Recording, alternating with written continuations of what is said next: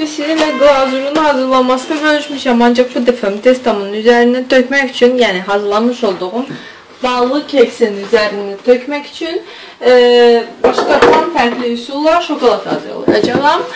Bunun üçün mənə lazım olacaq şəkər tozu, kakao və un. Bir də əgər varınızsa kraxmal yoxdursa elə un ilə davam edəcəyik. Deməli, mən bir xörək qaşığı istifadə edəcəyim.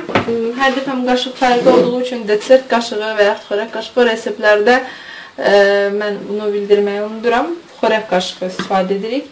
2 dolu xörək qaşığı. Əgər çox şəkərli sevirsinizsə 3 götürə bilərsiniz. 2 dolu xörək qaşığı götürdüm. Ne deyəcəksiniz ki, axı 3 elədin? Yox. Sadəcə qaşığımın birinin başı əksik idi. Onun üçün biraz əlavə şəkər götürdüm. Üzərinə mənə görə ən yaxşı kakao budur. Ancaq bir də balaca paketlər var. Onlar da yaxşıdır.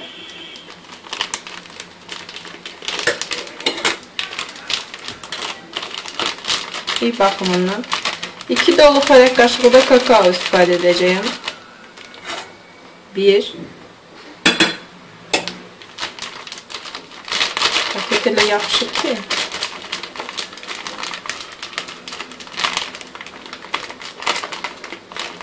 Və dökülür. Və 2 dolu xörək qaşığı olmuşdur mənə gəlir. Çok çətin döküldü. Kakaonu həmişə qoyun da ağzına yaxşı bağlayın ki, içinə hava girməsin. Çünki onsuz da nəmiş tərkibi var, tez yapışır. Hava girsə, lap tez yapışacaq. Şəkər tozu ilə kakao birləşdiyi zaman şəkər tozu kakaonun düyürlərini açır. Bunu ona da bir formada qatdığınız zaman, yəni şəkər tozu qoymayacaq ki, tərkib düyürlü olsun. İçinə eyni miqdarda 2 xörək qaşığı da, ancaq başı əksik qaşıq var, onu əlavə edəcəm. Çünki yarım xörək qaşığı da 1 və 2. Yarım xörək qaşığı da kraxmal istifadə edəcəyim.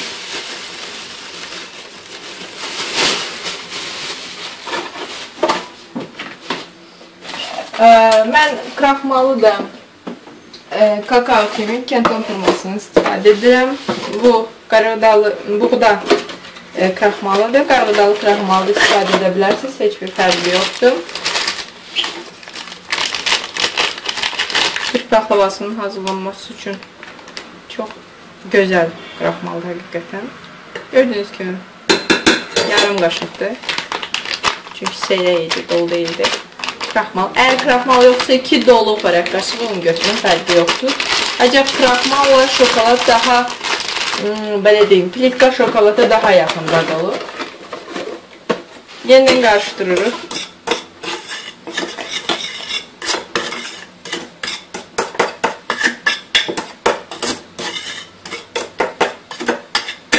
Yarım litr süt əlavə edəcəm. Yarım litrdən azacıq əksik. 3-4 xörək qaşığı əksik. Fərq etmir, yəni varınızda yarım litr əlavə edin. Hazırda mənim əlimdə buzxanadan çıxardığım süt yarım litrdən biraz əksikdir.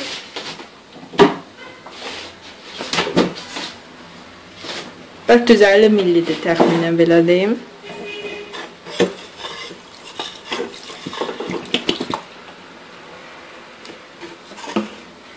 Qaşıqla qarışdırmaq uzun çəkəcək. Mikser istifadə etmək məncə boşunadır. Yaxşı olar ki, əgər varınızsa çırpan teldən istifadə edəsiniz. Ancaq qaşığı yəni kənara qoymayın, çünki onsuz da biz qaşığı istifadə edəcəyik.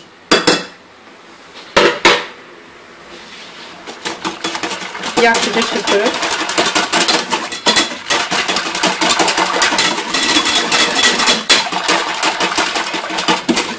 qazın üzərinə qoyub həzin xodda dayamadan qarışdıraraq pişiririk.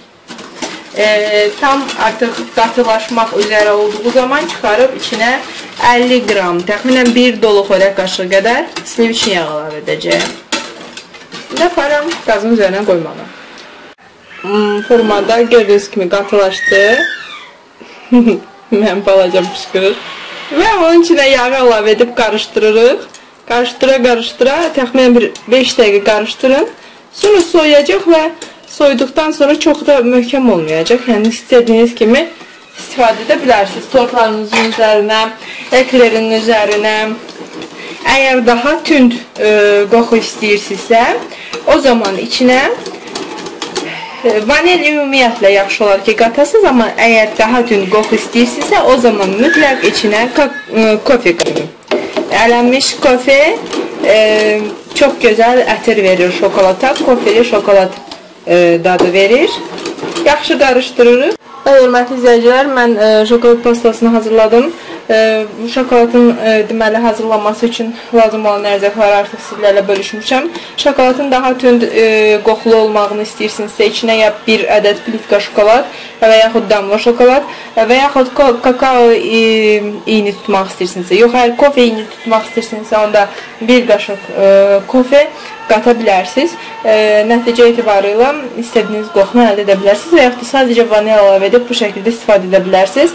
Nəzərinizə çatdırım ki, hazırlamış olduğumuz kakaolu krem pasta tortların içinə, eklerin üzərinə və yaxud da daha qatlaşdırılmış formada olsa içinə qatmaqla istifadə olunan, eyni zamanda soyuducuda saxlanıb dondurma kimi yeyilə bilən çox rahat, çox ləzzətli tərkibdən ibarətdir. Hörmətli izləyicilər, diqqətinizə görə təşəkkür edirik. Ümid edirik reseptlərimizi bəyənərsiniz. Dəyərli zamanınızı ayırdığınız üçün təşəkkürlər. Hələlik.